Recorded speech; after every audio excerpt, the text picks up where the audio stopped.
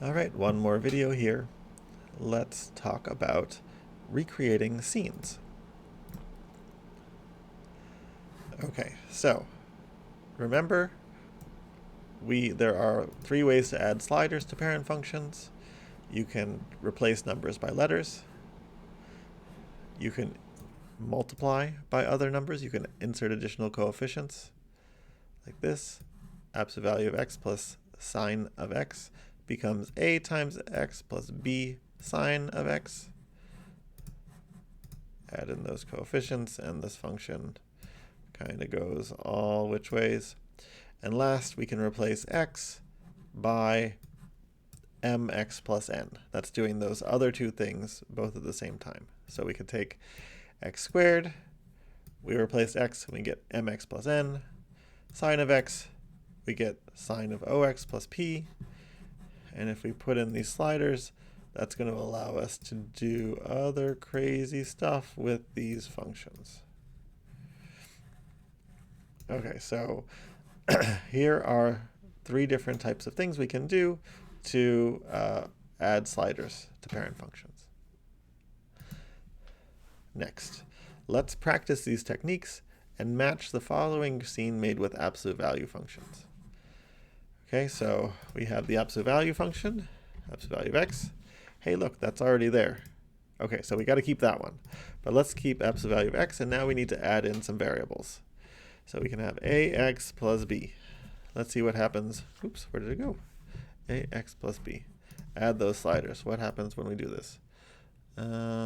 Looks like a is changing things, but I don't want b to move. I kind of want b to be 0, it looks like. And I can wiggle here, and we get, oh, a is equal to 2. So looks like the function, so we need to save these variables again, 2x gives us this part of the function. All right, now let's wiggle this one again. Oh, as I wiggle it, what do I get? Boom. Okay, a is equal to 4. So let's put in absolute value of 4x. That's another one.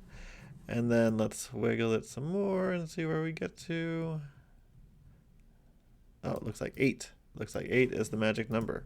So it looks like we have 2x, 4x, and 8x. So if I turn off, let me turn this one off and make this one purple.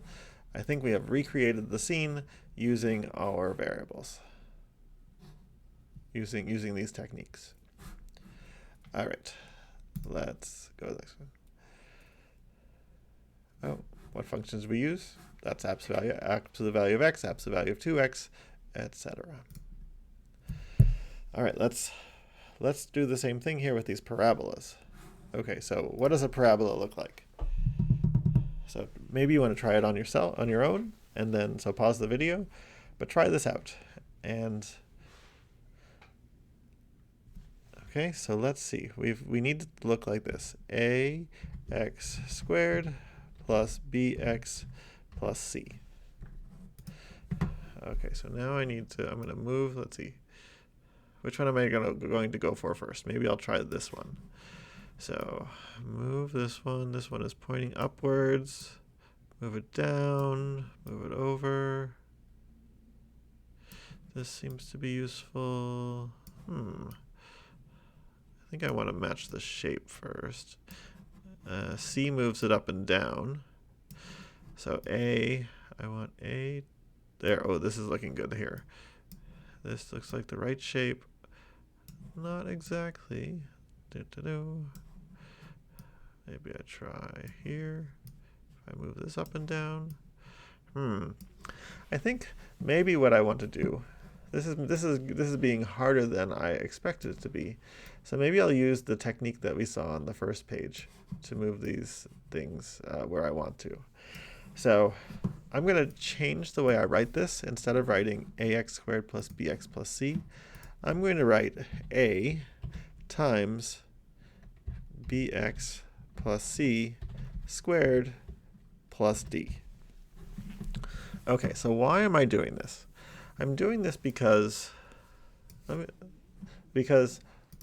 in this setup, moving these things so I can read them in order.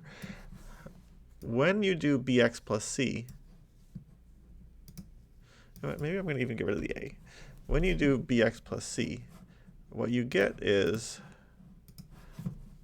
something that moves to the side, back and forth, so that's easier to move back and forth, and d moves things up and down. So let's see if this helps me out to make the shape that I wanted to. Oh, this is looking very promising. Oh, there it is. So by setting it up in this way and writing negative 1.4 x plus 0.7 squared plus minus 0.5, that gives me the first one. Okay, so let me see if I can make this other one down here. So I'm going to make that one black. So I did it. Now let me move the b. Kind of want this to be upside down.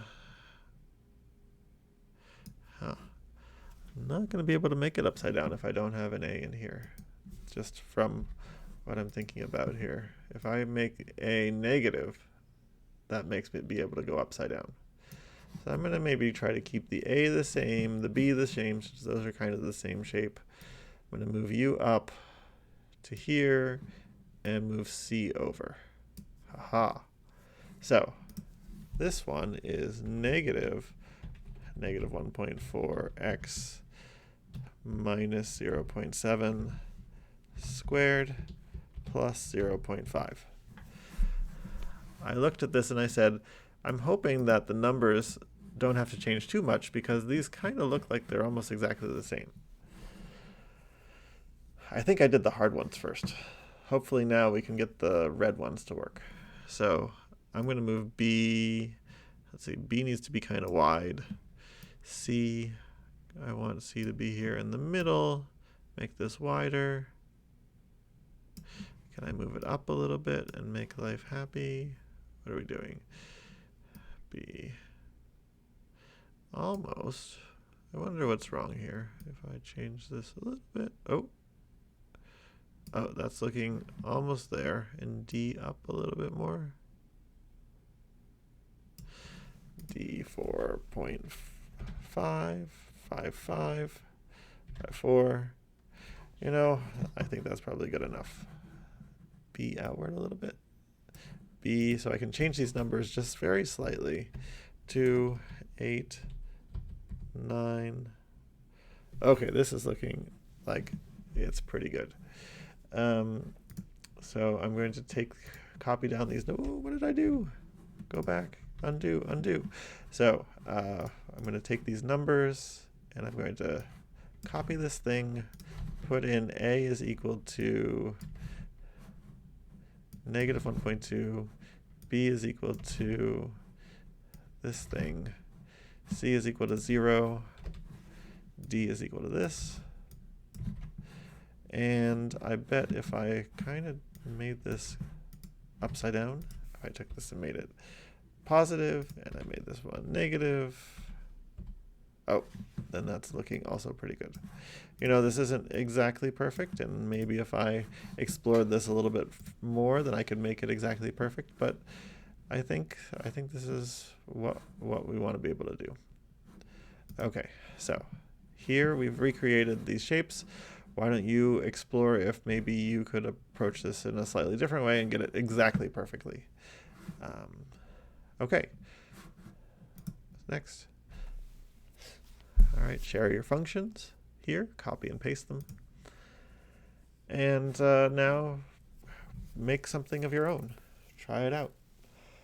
All right, that's it for this example, practicing recreating scenes. All right. Talk to you later.